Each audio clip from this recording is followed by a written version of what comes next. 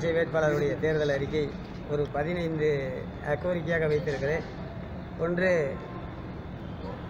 குடும்ப தலைவிக்கு மாதம் ஒன்றுக்கு 25,000 ரூபாய் அரசாங்கத்திடமிருந்து நிச்சயமாக பெற்றுத் தருவேன்.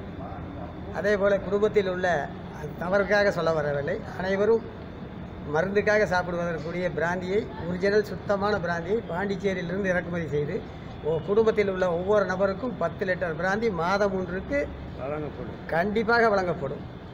குடும்பத்தில் உள்ள ஒருவருக்கு நிச்சயமாக அரசாங்க வேலை கொடுக்கப்படும். குடும்பத்தில் உள்ள ஏழை பெண்களுக்கு, எந்த மதமாக இருந்தாலும் சரி, ஏழை பெண்களுக்கு 10 பவுன் நகையை போட்டு 10 லட்சம் ரூபாய் என்னுடைய எம்பி நிதியிலிருந்து அவங்களுக்கு வழங்கி திருமணத்தை இலவசமாக நடத்தி கொடுப்பேன். ஒரு ரூபாய் கூட லஞ்சம் லாவணியம் வாங்காமல் நேர்மையாக கக்கனை போல கடைசி வரை தொடர்ந்து பாடுபடுவேன். நீர் ஆதாரங்கள் விவசாயிகளுக்கு மிகவும் இருக்கக்கூடிய பிரச்சனை நீர் ஆதாரம். மேட்டூரிலிருந்து அந்தியூர் வழியாக, கோபியின் வழியாக நேராக திருப்பூருக்கே வாய்க்காலை வெட்டி மக்களுக்கு மேட்டூர் குடிநீரை கொடுப்பேன்.